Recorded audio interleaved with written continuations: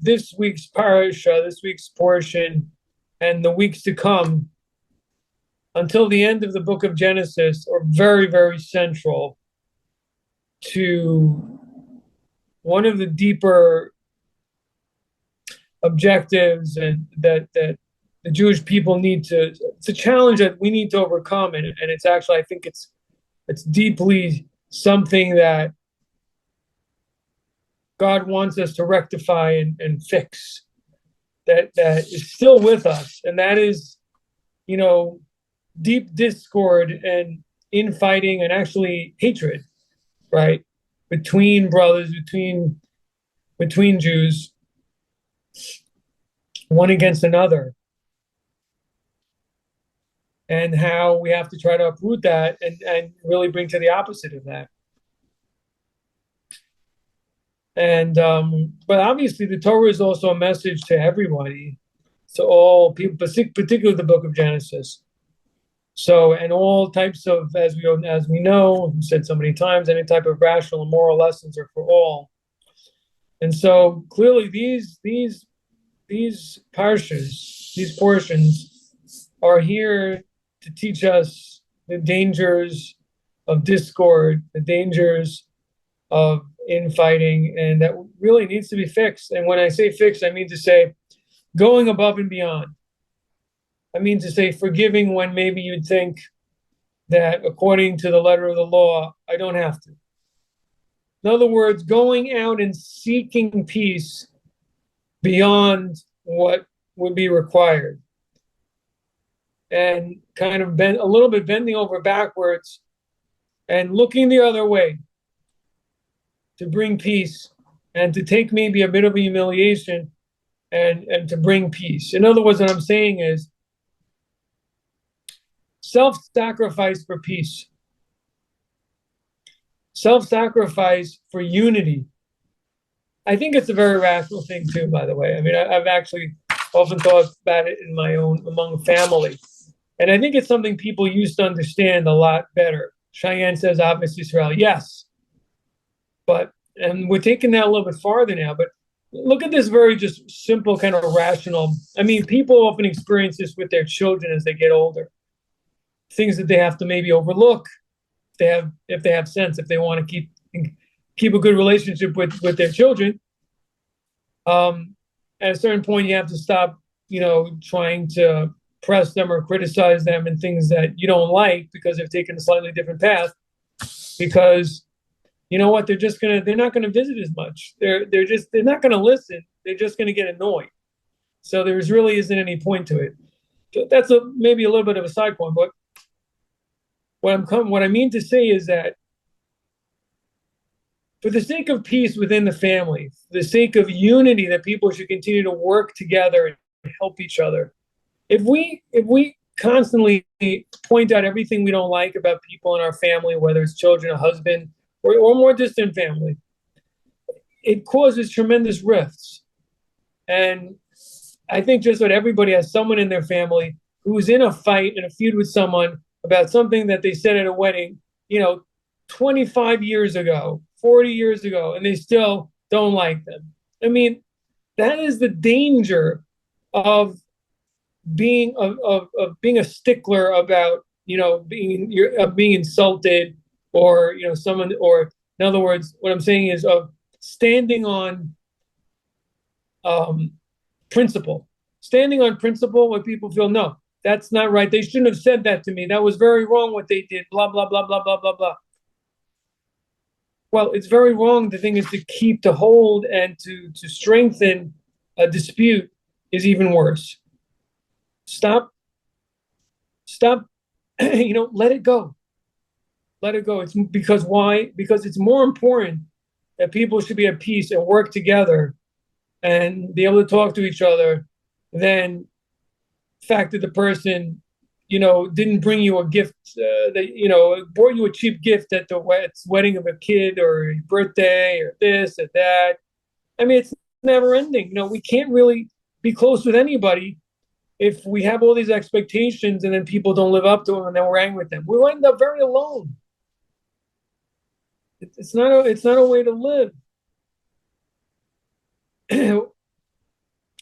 And but again, I think all the things we've been learning about helps a person accomplish something which is just so rational and sensible. There maybe were times along, in the past where families needed each other more, and people might have done this just for self-interest. Look, you have to work together to maybe farm or, at a family business. And, so people just got along to get along a little bit more. I don't know. Not so sure about it. These problems go back a long time, these type of problems. But,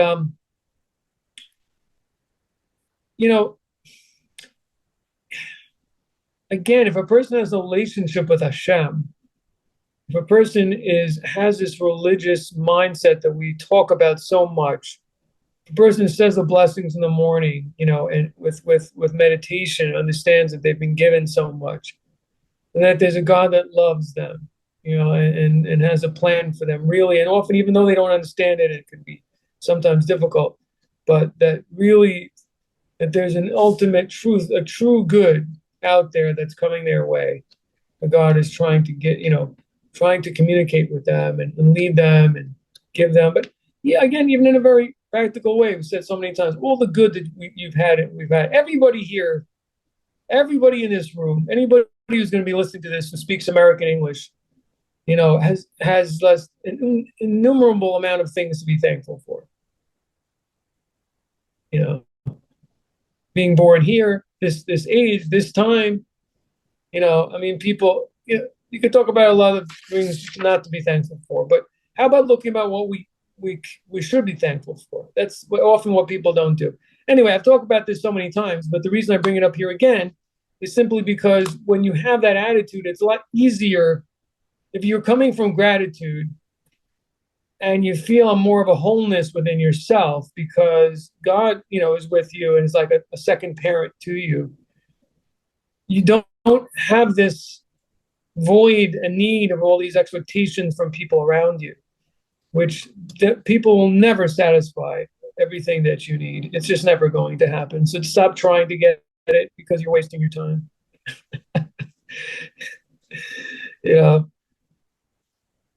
And if we have the approaches of the Torah and of the Lubavitcher Rebbe of asking yourself, okay, what can I do? It's about what I can do for others.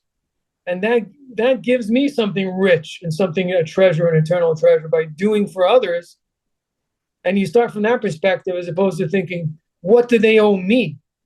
I'm owed such and such, and this is how people should be treating me. If you start from that perspective, it's not just that you end up doing a lot of good deeds in your life, but you also avoid all this discord. You avoid because you're not in there thinking about what everyone should have said and how they should have acted, and they better act, and they should, and then they don't, and you're not talking to them now, or you got to tell them in front of everyone how they did the wrong thing. It's very, very damaging. It's very damaging to children. It's very damaging to just the family as a whole. We need to prioritize being together because we have more in common than the things that we don't have in common. And people, the idea of being very fixated on these negatives is a sickness. And we all have it a little bit because we're so spoiled. We have so much.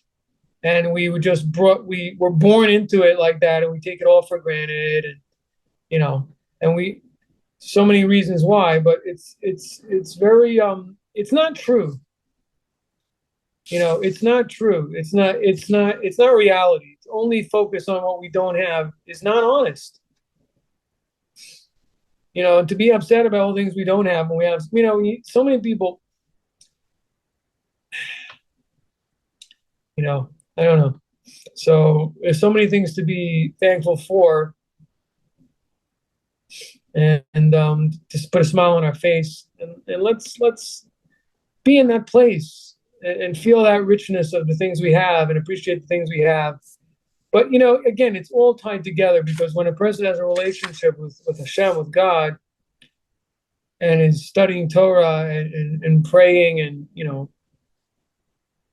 then, because God is this perfect completeness, so when you connect with him, you feel a little bit of that in yourself. You feel more whole.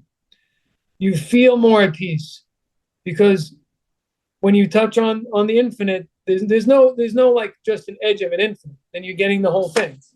So in other words, that your connection with perfection and with peace, which in the word for peace and completeness and wholeness is the same in Hebrew. Shalem and shalom is almost the same word. Because when you're complete, then you're not in aggression with others, right? You're happy with what you feel, whole within yourself, and you don't have to lash out. And we all know that most people, the reason why that they're aggressive with others, either violent or nasty, is because there's something very wrong inside. They're really angry at themselves. They're lashing out the anger they feel. That's just like there's a Gehenna inside. There's like a hell in there that's coming out. It's like they open their mouth and like the dragons are coming out at everyone around them. It's horrible. But it's something we have to think about when people maybe misbehave towards us or abuse us. I guess if I use the word, I don't know if I even want to, but verbally, and think about it, and you'll realize, oh my, Master of the universe, these people have real problems. There's a lot of pain. Something is just sick there. Something is very missing, broken, hurting, in there, that they're so angry. And sometimes that's they themselves. They feel very angry at their own lives. They feel like a failure, and so they're lashing out and blaming others around them. And so when they're hitting out at others, it's really themselves. That's not an excuse for them. However, it just, in order we should understand and not be as hurt or feel that, oh, this is about us, something wrong with me. So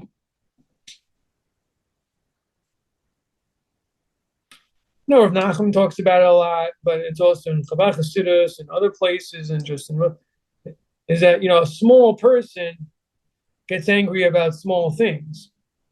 A child gets angry about very trivial small things. And the bigger the person, so the more it's going to take to get them angry, because they only take things seriously that are very, very, very important and very meaningful. They're not going to get angry at small things. So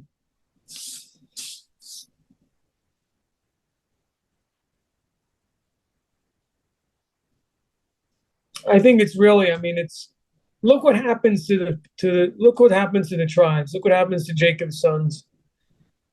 Because they did this, because they got into this dispute, and they had valid reasons for this dispute. You can understand. The truth is, when you look at the portion and you read the beginning of it, it's the beginning is quite astounding. It's hard to follow the whole thing. On the one hand, you see that Joseph is really the apple of his father's eye, and there must have been good reason for it. And you do see that he stood up for the sons of the maidservants, but at the same time, he's reporting back, all this bad criticism about his brothers to his father. It's hard to understand. It's kind of like you think to yourself, Joseph, what were you thinking? Like, this is not going to go in a good direction as far as your relationship with your brothers.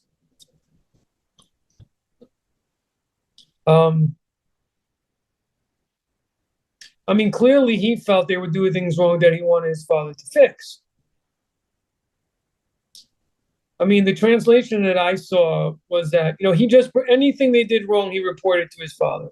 Well, that's not going to lead in a good, that's going to lead in a way. But I guess that's my point. My point is that, of course, Joseph meant well. His father loved him, and Jacob was the la creme of the patriarchs.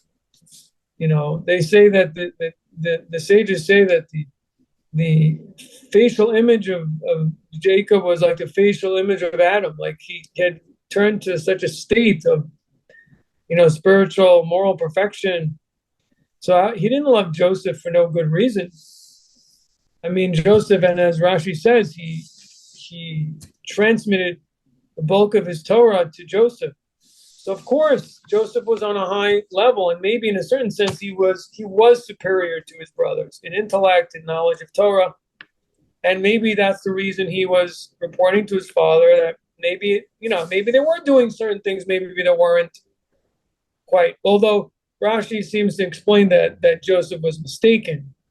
But in any event, the point is that I think one of the things we learn from this is like, you can be right and be wrong at the same time.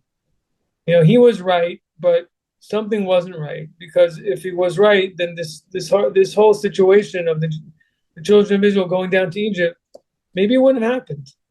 I don't know. And we also see later, I mean, one thing we know, that what the brothers did of selling Joseph, this was something that has remained with the Jewish people for a very, very long time, as something that there's like some kind of, I don't know how to say it, refinement and atonement that they have to do for this. That this is not, I mean, you think about it. This was the beginning of the people, the beginning of the nation. And it started with such a terrible rift. Obviously, there's something that's a problem that has to be fixed, even though they were so high. And I would say because they were so high, that's why these problems can occur. In other words, because you have people very intelligent and very high level spiritually, and they have very strong opinions. Just like the righteous and of later generations, great rabbis had terrible disputes. However, as it's brought down that, I mean, generally it was for the sake of heaven. They didn't really dislike each other personally, but they had very strong views about ideologically.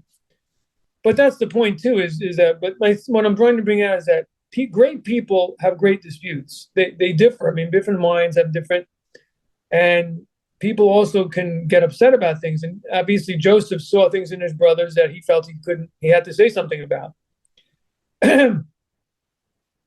I think the same thing you have to say about the dreams. What was he trying to say with these dreams? Why in the world? I mean, that's another thing. It's like you read it, you say, what is he thinking? Why is he reporting his dreams to his brothers? Like, he just wants them to like find him in a corner and beat him up. I mean, it seems like he's looking for a licking. I mean, you should, God forgive me please Joseph for me speaking in these terms. I'm trying to bring out the appearance though in the verses. The appearance in the verses is like, he's 17, that he's going to his brothers and say, hey, guess what I dreamed? That's what it appears like, right? And you're saying to yourself, what are you thinking? They already don't like you. You're reporting all this stuff, so you're making them look bad. What are you saying exactly? You're telling them that you're going to be a king over them? You think that's a good idea? Why? So the answer is obviously the reason is that because this was a ideological dispute. At least that's how Joseph saw it. It's just an ideological dispute. His point was to say to them, I'm right. I have this. God, it's like a voice from heaven is saying, my view of how the Torah, of how we should serve God, is the correct one. And that's what he was trying to tell them, an ideological, I'm right. I'm telling you, I'm right. They were having an argument, but the brothers didn't see it that way. And even if they did, they felt like you can't push we're the majority. You can't push your opinions on and shove it down our throats. And it became personal.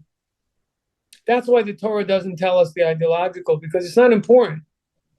It's not important because in the eyes of heaven, there was some degree of personal element that seeped in, and that ruined it. And that was enough. From the heaven's perspective, our reasons, heaven knows the truth. You think this is also so deep. You have to think about it psychologically, like within yourselves. Sometimes we say all these things to a wife, a colleague, and we have all these justifications, and then, it's very hard to be honest and realizing, this is really about you, isn't it? This is about yourself, something. all these reasons you're giving and everything, but deep inside, this is really, even if it's just because, why do you have to make a big, why don't you just keep it? If you know the person's not going to listen, so why are you saying it for? It's like sometimes we can have good ideas, but it's not that. It's how we're going about things is the problem. Like we could be 100% right, but sometimes we have to keep quiet because there's nobody who's going to listen.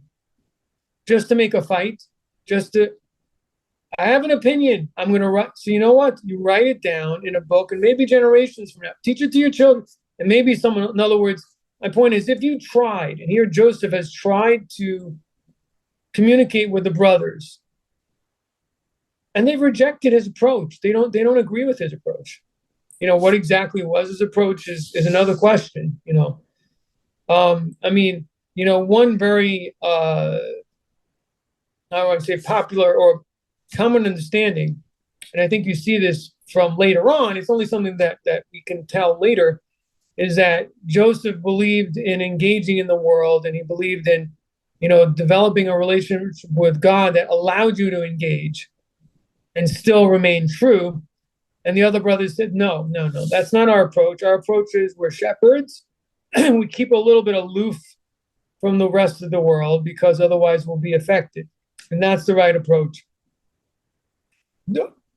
Don't your approach, we don't accept your approach. Maybe they were saying, they could have even meant that, look, we don't even disagree maybe that your approach is for a select few, but this isn't an approach to, for the masses, and you have to keep it to yourself. You can't make yourself king and rule, meaning say, and push everyone to have your worldview. We don't accept this. So that's one approach, but that just to, there may have been, the Torah doesn't exactly tell us, but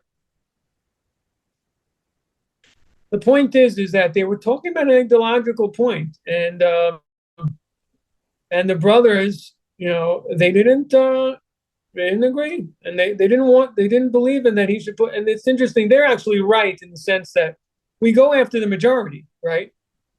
And we don't follow voices from heaven that say something. Joseph wasn't right about that, unless you could say before the giving of the Torah there may have been a different approach. That could be the case, but this answers all the problems with the verses, because otherwise it's very very strange, and we can't understand why Jacob would love this. Why did he love? I mean, otherwise you're simplifying. You're bringing it down to a very low level, which I don't accept.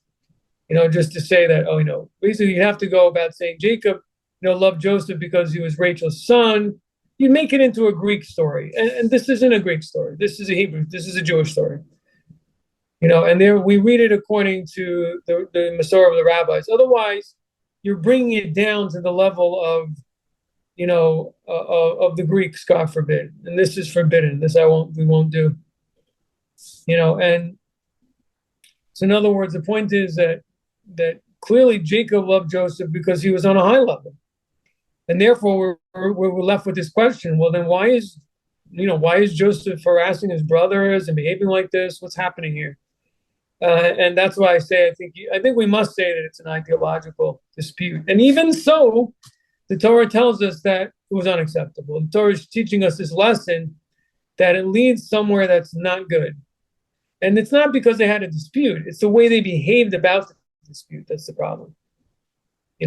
That Joseph should have realized that, look, they don't agree, and I accept it. He pushed it too far. And he had to, and they were the majority, and he needed to show them more respect. He was just pushing his approach, and maybe it was the more true approach. But human beings sometimes can't handle the full truth, and sometimes when you're on a very high level, it's very hard to see that. When you're a genius, it's hard to understand people who are not. And they could say that's the difference between Joseph and his brothers. Joseph was unique. He was maybe like a king, but I think maybe you can argue, I have to admit, some of this is I'm thinking on my own. So may God forgive me if any of this is mistaken. But most of it's based on things that the rabbi said. But if there's any of it that's wrong, please God forgive me. And you can all take it with a grain of salt that it's said by Rabbi Weissman and not any other authority. But what's my point? Oh, the point about the dream that he's saying that he's the king, right? So it appears like, so what I'm saying, what I would like to say is, and I think that this is also clear from things that the sages say about the dispute between the brothers, is that this dream was that he was trying to say, see, my approach to Judaism is correct. And what he may not have realized is that's not what the dream was saying at all. He got it wrong. The dream was saying that, was giving him a comfort that your approach is correct in an idyllic state, but not in this world. In this world, the brothers are correct, not you. But in other words, what the dream was supposed to tell him, he did not understand. The dream was to tell him, you need to conform to your brothers. And the way you're going to do that is by knowing deep down that you have the truth, the pristine truth, but it's too high for human beings. And therefore, that's not the level of the masses. And that's not something that you're going to, the regular approach is going to be like the brothers. And that's why Judah is going to be the king, not you. Why? Because Joseph represents the perfect saint. He represents the perfect tzaddik, right? He had a test. He didn't fall. He met the test. I mean, you can argue a little bit, he did certain things wrong, but I mean, the Torah is showing us that he faced a very difficult test of sexual test, which is extremely difficult, and he overcame that.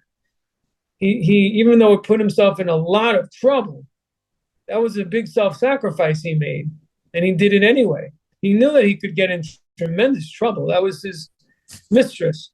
Anyway, but getting back to this, the point is that Joseph was a pure righteous person. And Judah is the repentant, right? And the same thing, his descendant David, King David, is also considered like the greatest of penitents. The approach for the masses of the people is that of the penitent, not the perfect righteous person. And so what Joseph was trying to tell them, hey, I got a dream that I'm the king, that didn't mean what he thought it meant. It meant that, yes, your approach is superior in the eyes of God. But that's not the way that, that's not the approach that's supposed to govern. The approach that's supposed to be taught to the masses and the masses are supposed to follow is the path of Judah, not yours. Judah is going to be the king, not you.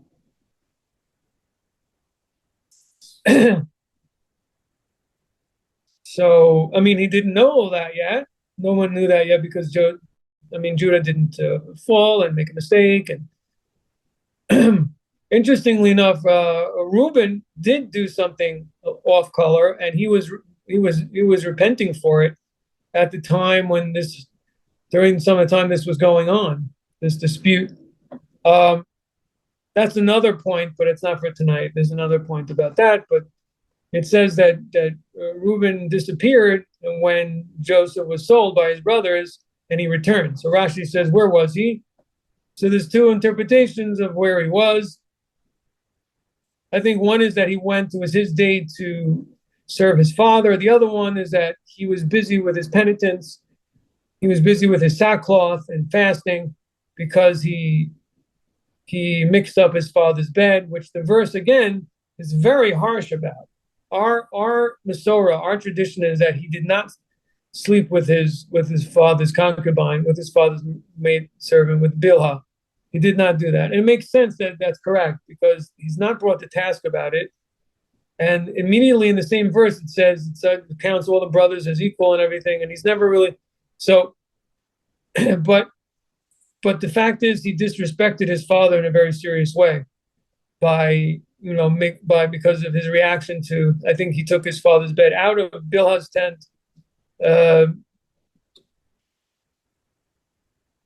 So anyway, he was fasting because of his sin.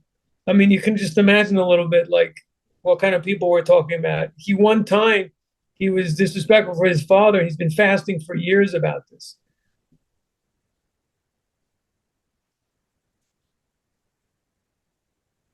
That's something. Anyway, that's a whole other discussion. The seriousness of honoring a parent in this week's portion is just mind-blowing. That's another topic.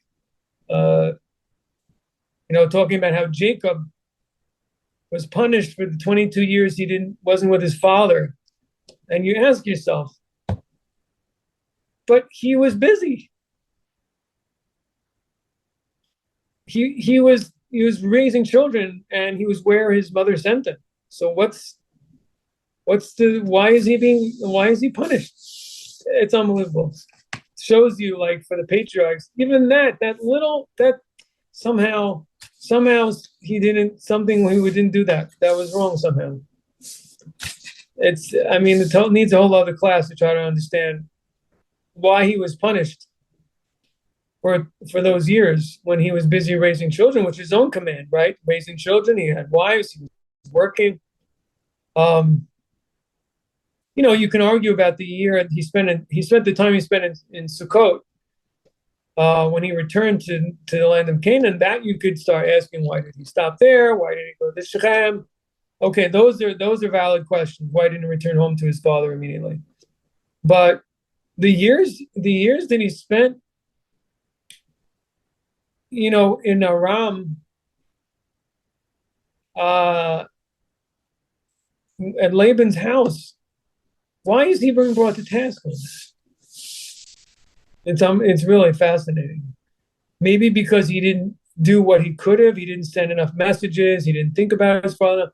Evidently, he could have done more. He didn't do. You have to say that. It's only rational. You have no choice to say that. You can't say it was only because he was away. But it wasn't his fault he was away, was it? Or you could say, he should have tried to arrange things differently and leave earlier. But however you cut the cake, the bottom line is you see the incredible weight of honoring a parent, that he didn't see Joseph for all those years because as payment for that, measure for measure. He sat in not only that, he didn't know, he thought he was dead. He sat in mourning for 22 years. He suffered. And the sages say that at least a part of that was because, they just said because he didn't honor his father for 22 years. Wow. Unbelievable.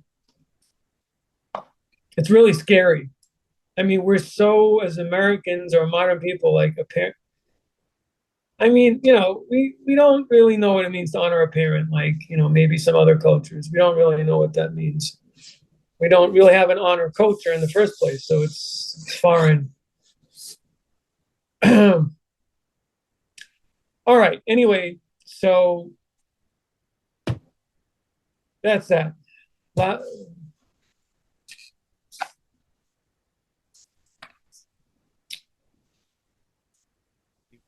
Questions, comments? Now, some of our other things that we talk about, going back to Tehillim, Psalm 119.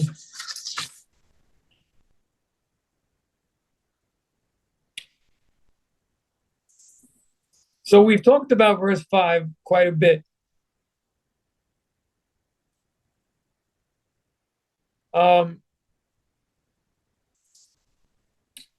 So we see between verse 5 and 6 that there's this connection there. So verse 5, again, talks about how a person is beseeching God to keep his path straight, to keep the statutes. Now, by the way, the word that's used for statutes or for commands here is chukecha, your statutes, and a chok in Hebrew means what? A law, according to the sages, a law that we can't understand.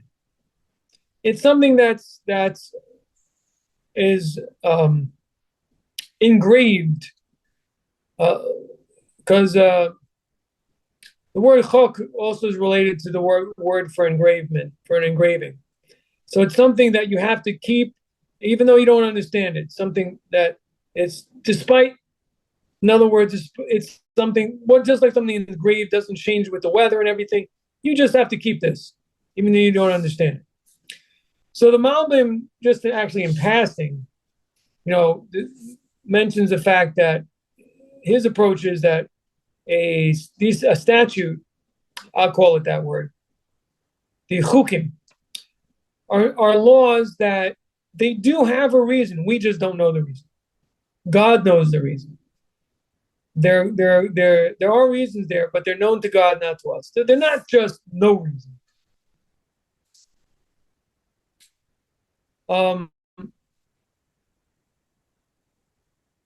In the Chabad Hasidic approach, it's interesting because Chabad means intellect. I mean, the acronym Chabad means wisdom, understanding, knowledge. That's what Chachma, Bina, Dad. However, part of one of the fundamental ideas in Chabad Hasidus is that there are things that are more powerful than intellect, particularly conscious thought. In other words, our deepest strength and power come from something deeper and stronger than reason.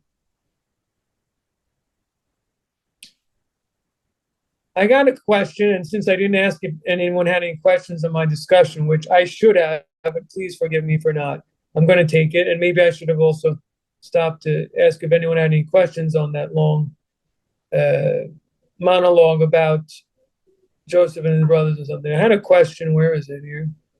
Karen Fry has a question.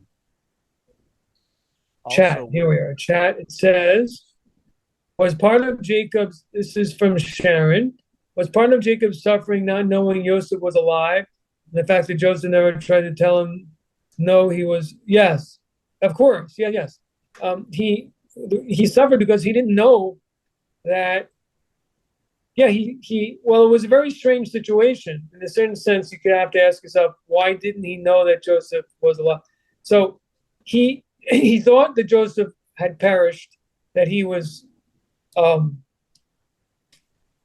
do you call it, mauled. He was that he was ripped apart by a wild beast, is what he thought. He thought he was killed by a lion or something, which happened in those days a lot more often than it does today, obviously. Lions and leopards were common in ancient Israel, as were bears, as King David says that he killed the lion and the bear. So they were commonplace in those days. And so when the brothers sent the tunic, Joseph's colored tunic, with the blood, Jacob understood that he was devoured by a wild beast. Anyway, so yeah, he thought that his son was dead, but at the same time, strangely enough, our sages say that there's a decree of heaven that for a person who's deceased and the relatives, they get over it eventually. But if someone doesn't die and they just disappear from your life, that stays with you. But interestingly, Jacob didn't realize this for some reason. Anyway, but I don't want to get too far afield because we were on another topic now. So, but yes, that was the thing that he thought he lost him, right? For 22 years, he thought he had died, and clearly that's something that broke his heart. Really, really broke him a lot. Something, that's another topic for another time. But anyway, let's get back. So let me get back to this. And it doesn't seem like anyone else has any more questions on the Chumash portion that I said. So I'm going to move on back to the Psalms portion here. Okay.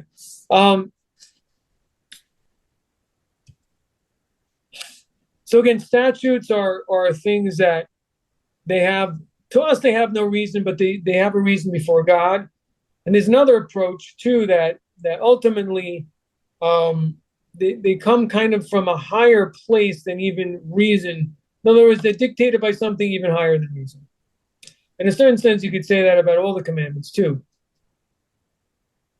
That they're dictated, that they come from a place within, quote, within God, so to speak. We can only understand it in a human metaphors, but look, here's the point. There's certain things in your life that you do because your mind tells you that they make sense and they're beneficial. There's certain things you do in your life because you couldn't think of being different. Sometimes that may be the way we stand up for a child. Let's say there's one of, God forbid, a person like, or mother has a child at risk, a child that she's. I don't know. I wish I wouldn't give this example, but it's a terrible, tragic example, but it brings out the point. There was this.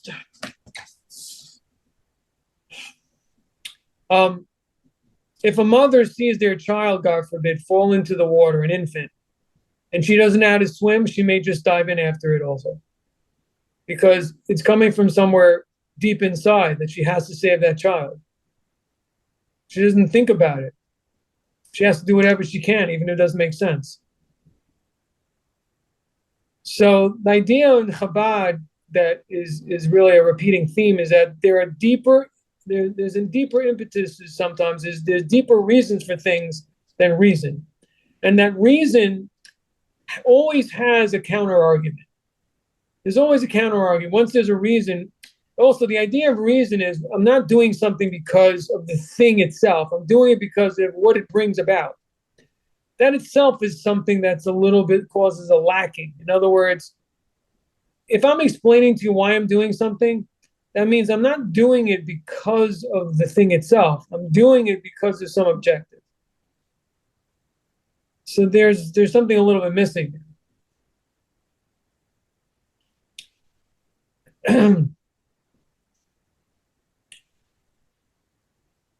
So, but in any event, so that's something just to give you a little background on the idea of the word of a chukim, a chukecha, of your statutes, God's statutes. But the point is that King David is saying is that when it comes to these statutes, I followed them. I didn't understand their reasons. That's why it says that please straighten my paths that I should guard your statutes.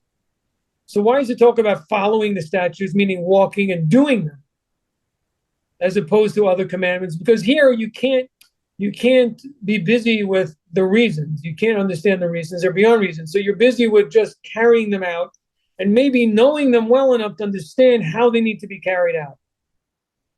And you don't understand, even though you don't understand the underlying purpose behind it or what it may represent and so on, but King David is saying, please help me do them. I should carry them out. And obviously, yeah, they're harder because I don't understand them. And because I don't understand them, it's harder to carry them out correctly. Look, in other words, if I know the underlying reason for something, then I may be able to know how to apply it better. Like we said before, let's say if something is all about bringing peace. So I know how to go about doing that a lot better. It's not just a mechanical thing. Like if I say, don't say slanderous talk. Okay, but what's slanderous talk? Something that causes hatred, discord, puts someone down, so I can understand it. Otherwise, it's mechanical, and I'm not going to know sometimes what is slander or what isn't, because it really depends on context and a lot of different things. But now that I know the reason, I can follow it appropriately. And also it's easier because if I'm a person looking to create peace, I won't come to doing it because I'm not following, that's not my objective. But when it comes to statutes, it's much harder because you don't really understand them. So you're more distant from them. It's also maybe a little harder to absorb because you don't understand them very well. So anyway, so King David is praying that he should follow them. And within following, there's three components. There's the actual doing. There's the speaking about them verbally, learning the Torah about them verbally, which helps you to remember them and follow them. And then there's the thinking about them. It's all part of the doing because, in other words, you're doing all these things in order to know them well, in order to carry them out. But it's all the focus is carrying it out. So you have to study them and verbalize so that you retain the knowledge and don't forget. And then you have to carry it out. The next verse says, then I will not be embarrassed. I will not be put to shame when I gaze at all your commandments. So the commentaries explain this idea of all your commandments, that it has to do with the previous verse, that the point is that if a person's careful with the statutes, and of course they're careful with the rest that they understand. So then they will be following all the Torah as a whole, and then they will not be put to shame. What's the put to shame? The put to shame is failing to do some of Torah. I mean, that's a simple interpretation.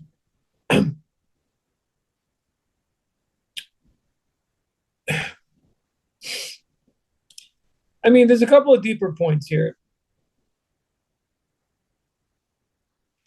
One of them is something that is profound that I saw this year, and I don't remember the exact place, but it was in Deuteronomy. Several times Moses,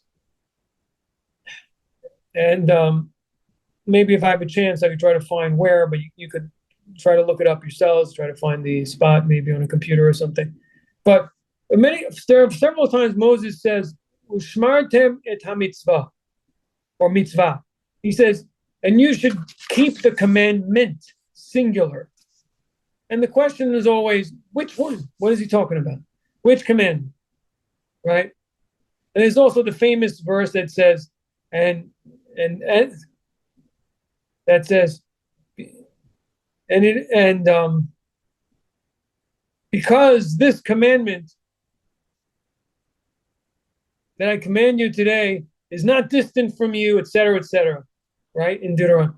Also, the commandment, singular. What is this commandment? Which one is it? Why doesn't he explain it? So there are a lot of different approaches. Sometimes it's contextual. It's talking about repentance, some other things, different. But there's another approach, and that is, what it means is the mitzvot as a whole. In other words, they make up one body. They are one, and you can't really separate them. In other words, what Moses is telling the people is you must keep them all. And when you keep, because they're all part of a unified whole, and you have to keep all of them in order for, if you don't keep all of them, then each one of them is deficient. Because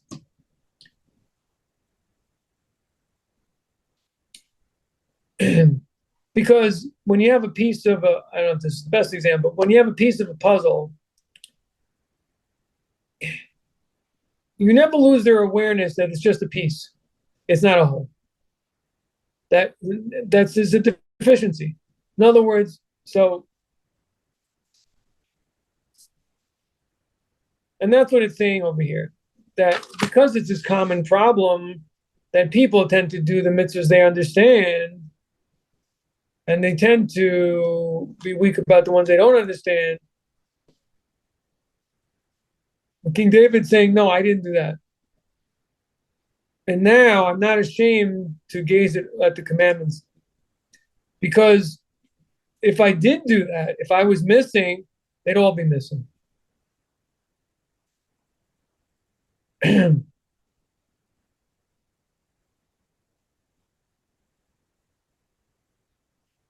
Just so you know, that's the more profound interpretation, but the simple interpretation I see in some of the commentaries is that it means when a person reads the Torah and he comes across, the commandments that he doesn't understand, he won't be embarrassed that he didn't keep them. In other words, the rational things a person could know without reading Torah. So a person may come to studying Torah later in life and not feeling embarrassed they didn't keep something. But in terms of the statutes, if you don't find out, eventually when a person studies Torah, whether that's in this world or the next world, they'll be embarrassed that there were so many things that they didn't keep. So I was thinking, how does this apply to Noahide in terms of the whole idea of statutes? I mean, first of all, it applies in terms of keeping. There's an area of it that people don't understand. One part of it that people might not understand is the idea that the Maimonides says that all the 7 should be kept, not because they were given to Noah, but because they were given to Moses and Har Sinai, and they should be done with that condition. That's something that's not so rational. And I think it's harder for Ben Noach to do.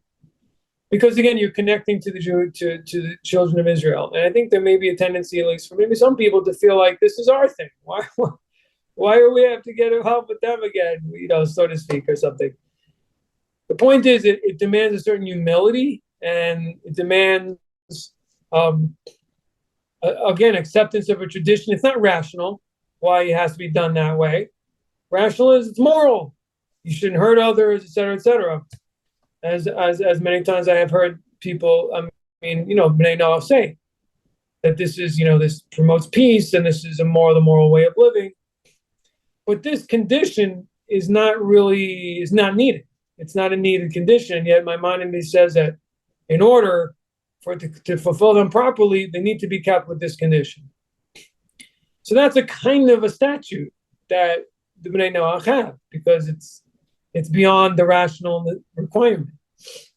So, in other words, what it's telling the Bnei Noach is, even though it's rational and it all makes sense to you, don't just do it because of that.